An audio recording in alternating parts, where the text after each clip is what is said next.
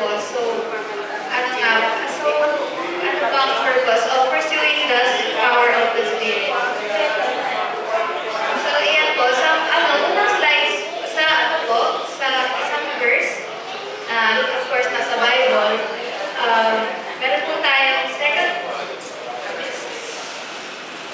2 Peter, verse 21. So, for prophecy never had its origin in the human will, but the prophets, through humans, spoke from God as they were carried along by the Holy Spirit. So, syempre po, ang Bible natin, it's not, through human nga. Sinasabi na, it's written kasi God si God is nasa prophets.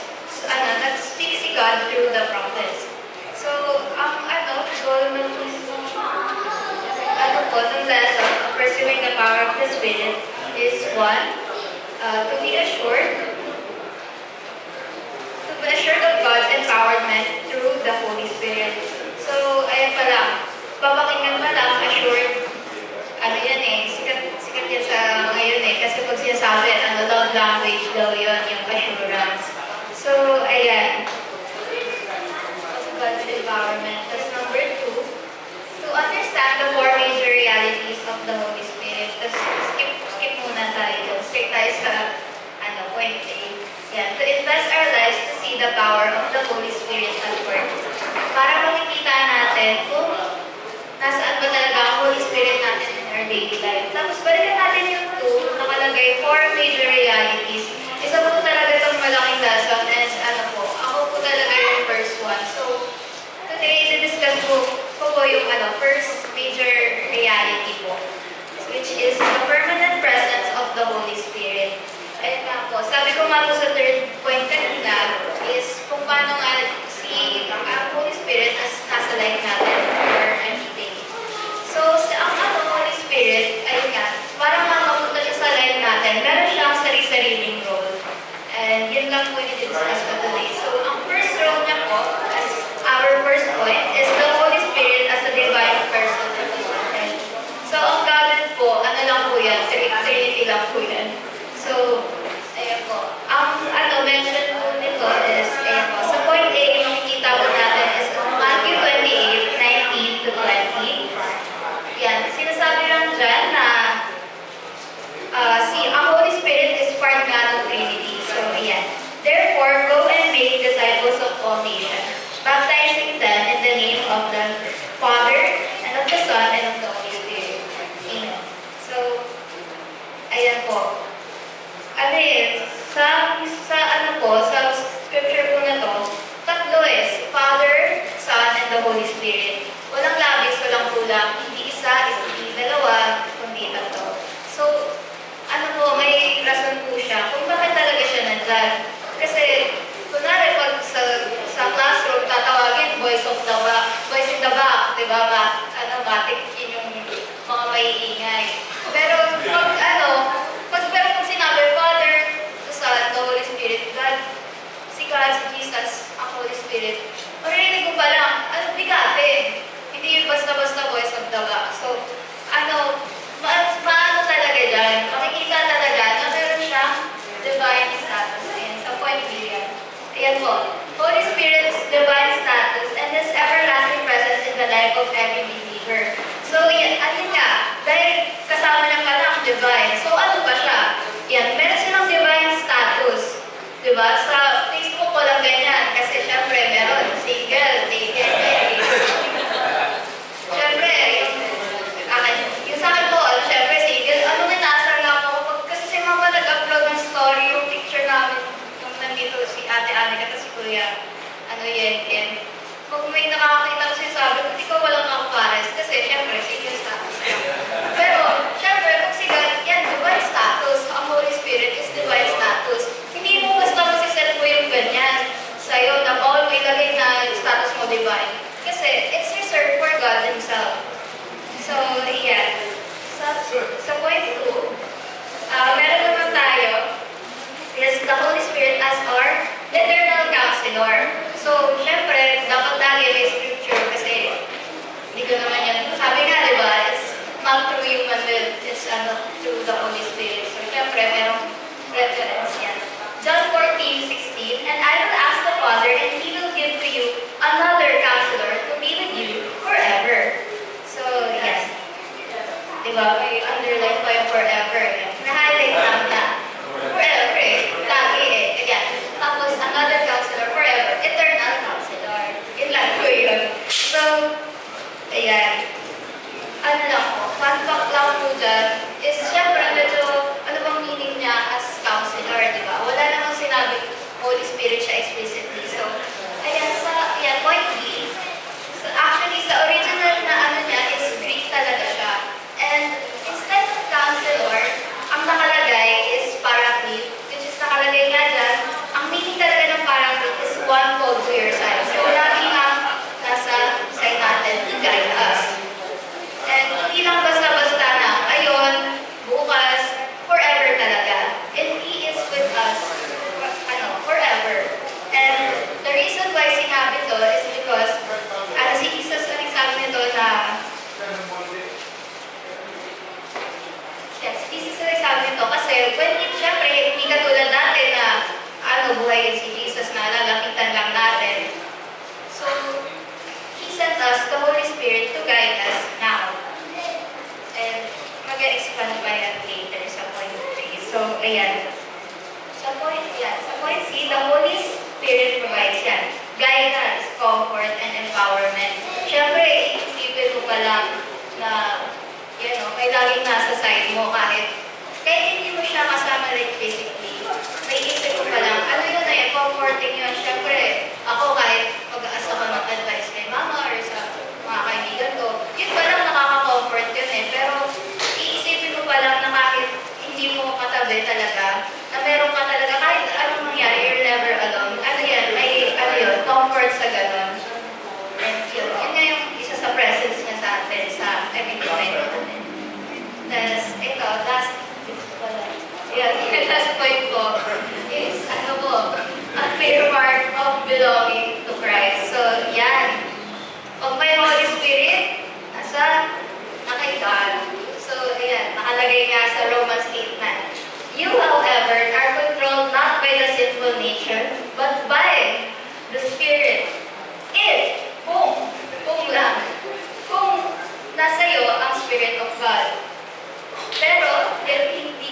Pero kung wala sa iyo ang Holy Spirit, you do not belong to Christ. So, yan malinaw naman kung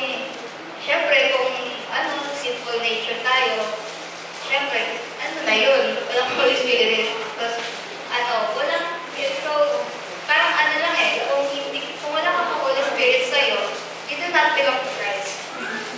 So, yan. Isip na lang po. So, ayan po. Kung, isip na siya po, may Holy Spirit naman po, di ba? May Holy Spirit po ba tayo? So, yan po. Dapat po meron. Kasi, syempre, yun pa lang, makakita na Kristiyano tayo, that we belong to Christ. So, alam mo yun, kahit hindi talaga siya kita physically, malalaman mo talaga in a person. And, yun talaga yung the Holy Spirit as a Christian. So, ayan. Sabi ko nga kanina po sa point 2, mag-expand pa ako doon. Kasi di ba dati po, sa Old Testament, dati na pwede lang lumapit kay God. And ngayon, sa New Testament, sinasabi na nasa atin, Diyos. Like forever. So, medyo, pag i-compare mo sa Old Testament and sa New Testament, may tinatawag na indwelling, and yun lang yung the Spirit is in you. So, sa Old Testament, lang yan actually, pwede ka lang indwelling, if mayroon ka special role, kunwari, priest ka, king ka. Pero, sa New Testament, yan, sa Romans 8, sinasabi, na, very,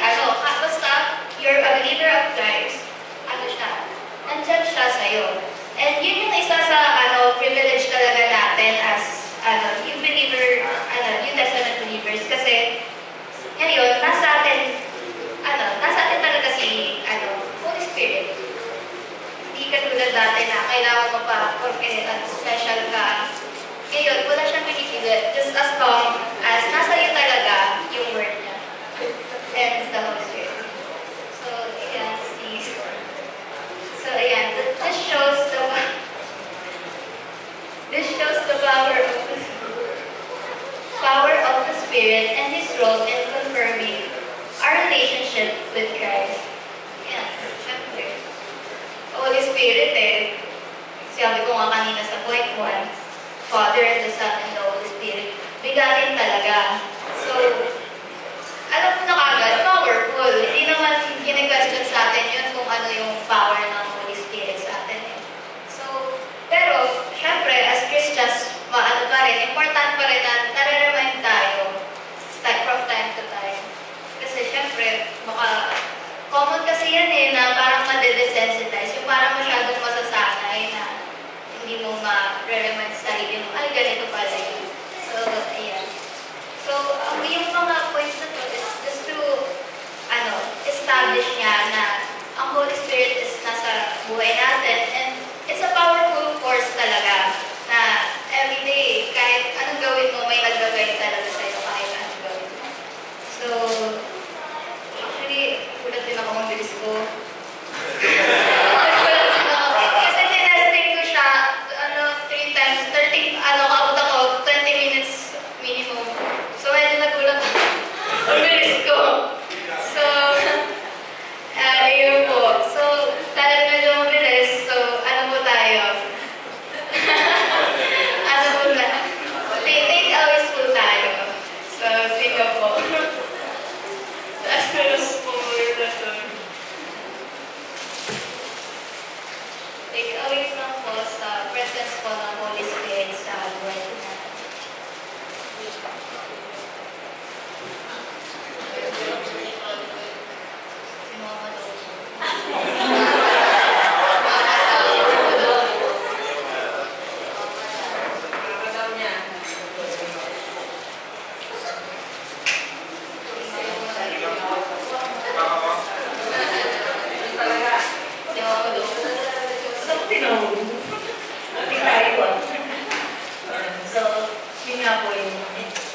Yung power of the Spirit, talagang pag nakikisistress, nasa atin talaga yon. So, yun nga,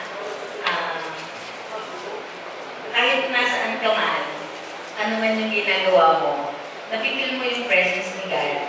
At kung ano man yung nangyayari sa'yo, siya yung mararamdaman mo na nagbibigay sa'yo ng guidance. Kasi minsan, bigla-bigla na lang may dumadating na, oops, ano ba to? Kaya ko ba to? Hindi ko ba to kaya? But yun nga, lagi ng sagot si Jesus na nandyan parang sa'yo na hindi ka niya iiwan, hindi ka niya pababayaan. At yun nga, in a simple way, mararamdaman mo na si God ay laging nasa iyo at yung handa ka niyang tulungan kasi wala ka talagang ibang maasahan sa lahat ng pagkakataon.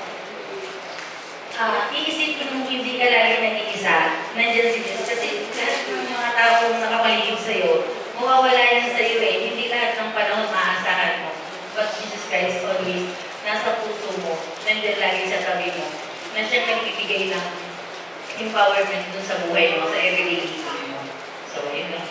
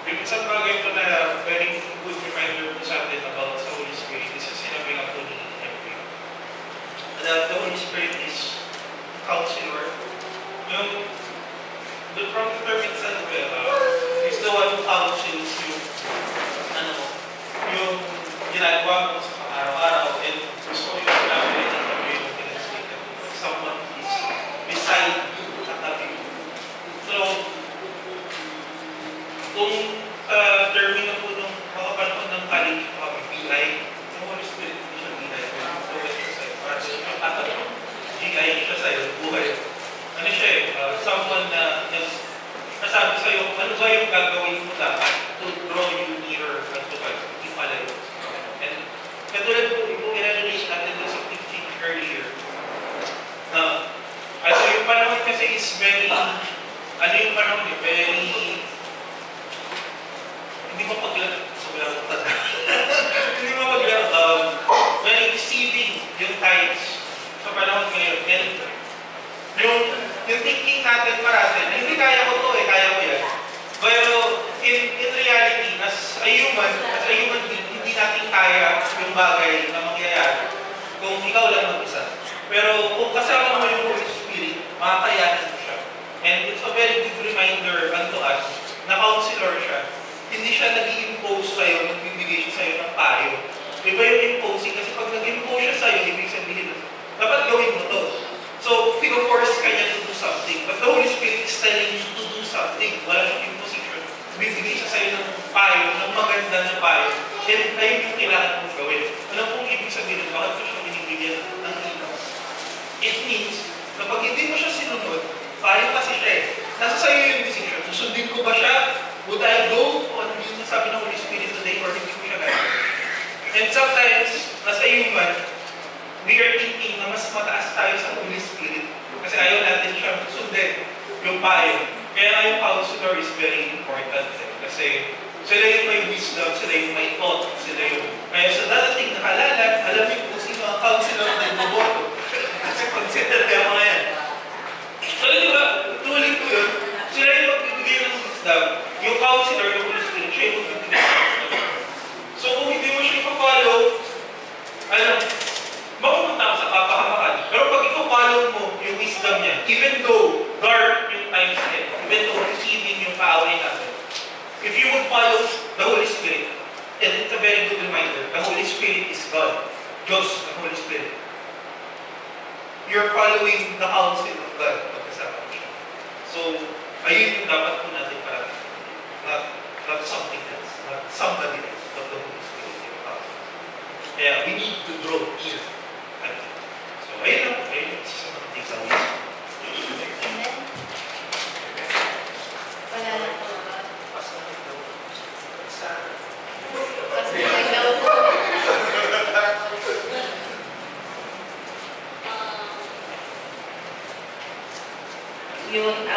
Dagdagan ko lang yung sinabi ni Ernest na Holy Spirit. So, before, siguro yung bago tayo maging Christian, siguro, ano ba yung usual na term nila? Ayun, parang, yung potensya. Usually, yung parang ginagamit in general namin yung mga tao na parang may bagay kang hindi magawa. Lalo na pag alam mo hindi maganda yung bagay.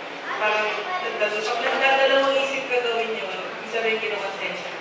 So, bilang Kristiyano, para sa akin, dapat alam natin na the Holy Spirit works in that way. Na parang, ang hirap kasi, lalo na if we experience na, or nakagawa tayo ng isang bagay na masasabi natin na mali. And then, iba kasi yung tawag na mali. So, minsan kahit mali, pag ina-experience natin, minsan, masakit sa pakiramdam. But yung Holy Spirit works na parang, paano ko ba ma-describe? Third kasi, pinaka-po-third. Parang it is, yung bilang counselor, parang right there and there, malalaman ka rin natin na mali yan. And we have this drive, ability na hindi sa mga bagay na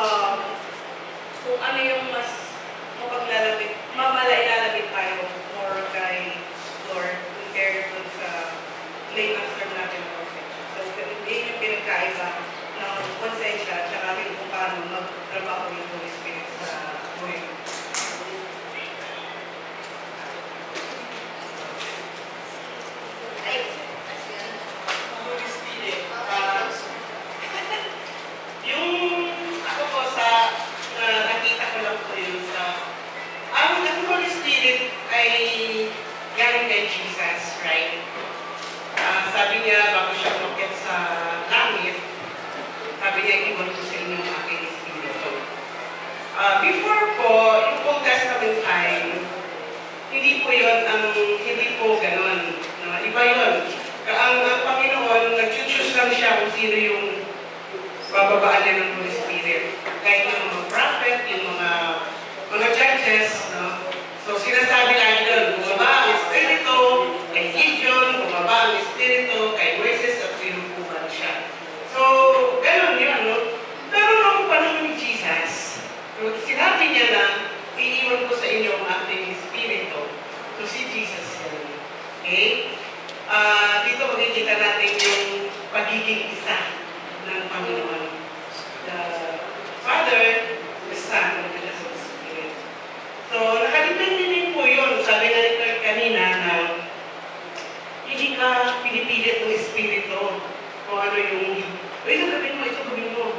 Doon na, kinakansel niya sa atin yun. Kasi most of the time, ang naman pa rin ang nanagaling sa atin. No?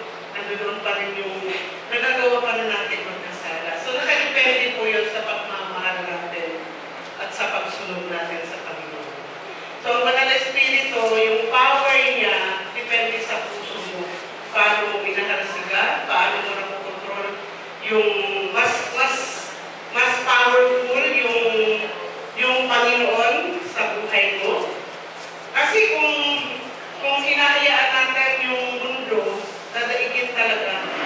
Kasi nakaasalalay lang po siya sa paano tinatanggap, paano love si Jesus. O yung Panginoon, yung paano tayo magpapagamit, paano tayo gagawa, paano tayo kikilos, paano natin magagawa yung will ni Lord sa buhay natin. So doon ang Espiritu, malakas. Kasi kapag weak yung weak din yung, hindi nag-aano yung Holy Spirit eh. Hindi siya mag-penetrate kung weak ang iyong faith sa Panginoon. Pero kung malakas yung pananampalataya mo at nakukontrol mo, ito yung gusto ni Lord, hindi yan ang gusto ni Lord. So doon malakas ang Spirit sa buhay natin. Okay? So yun po yung ano ng Spirit sa atin, yung po siya. Sabi na ni Pablo, kung saan ako mahina, sabihin yung flesh niya, pero ang lakas ng Spirit niya. Mananaig ang Banal na Espiritu, lalo na kung ang nasa puso natin, nasa isip natin, ay ang Panginoon. Amen? Yan po. Dito ba? Dito. Si Angelo. Wala ka na kasi hindi ka.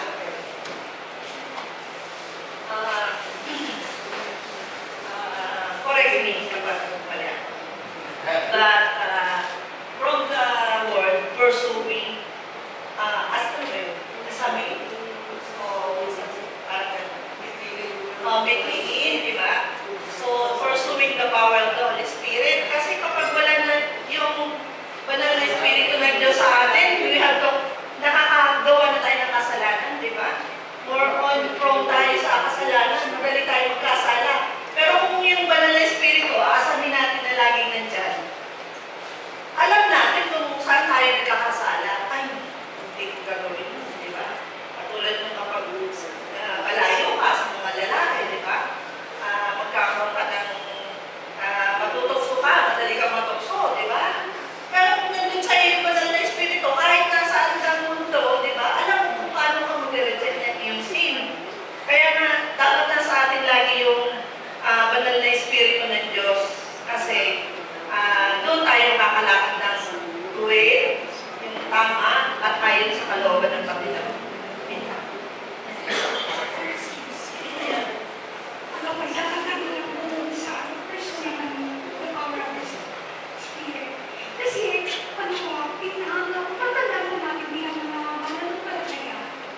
Hindi mo tayo magkakaroon ng wala sa Espiritu kung hindi mo natin tatanggapin si Kristo.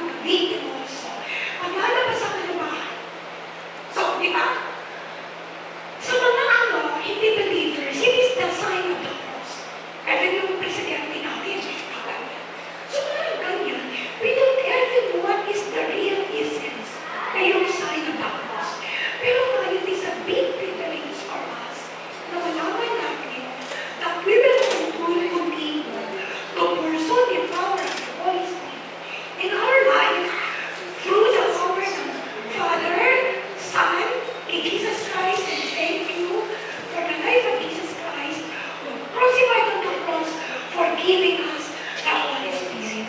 Kaya po ngayon, kapag may Holy Spirit tayo, na ano na very sensitive po tayo. At lagi po tayo magpapaklot yung armor of God. Para patuloy pa tayo na lakad na magbigay ng kapapurihan sa Panginoon. Ayun lang po. Pray po.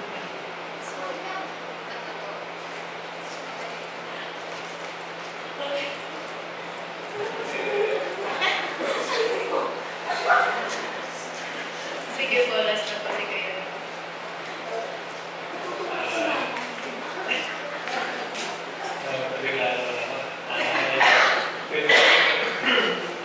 Well, ang takeaway ko lang naman, nabanggit niyo na rin, is yung kakayahan ng Holy Spirit na talagang gumabay sa mga actions natin, sa kilos natin, sa kung paano tayo mag-isip, sa kung ano yung mga decisions na gagawin natin.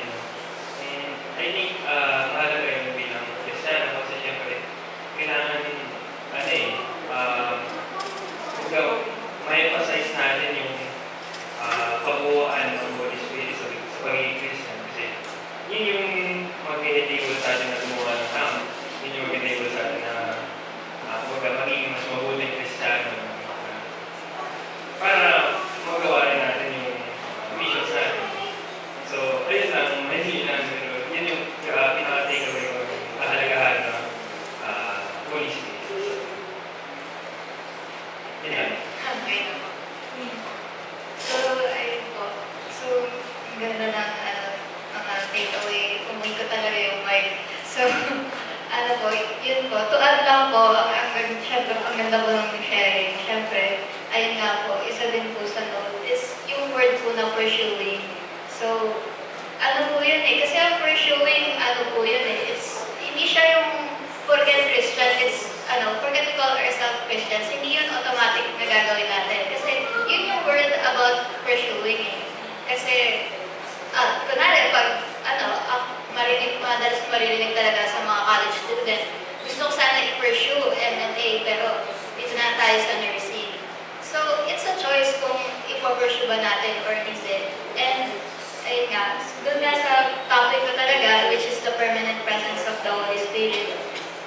Ayun nga, sabi nga po, lalakas lang talaga ang presence talaga ng Holy Spirit if we choose to pursue it. So, ayun po. With that po, yun na po yung unang major reality. So, with that po, let's bow down our heads po for levels of prayer. Lord, thank you for this day, for your word, and the takeaways that you've given to us. Thank you for nourishing us with your words today, and take care of us, Lord, and let us feel your permanent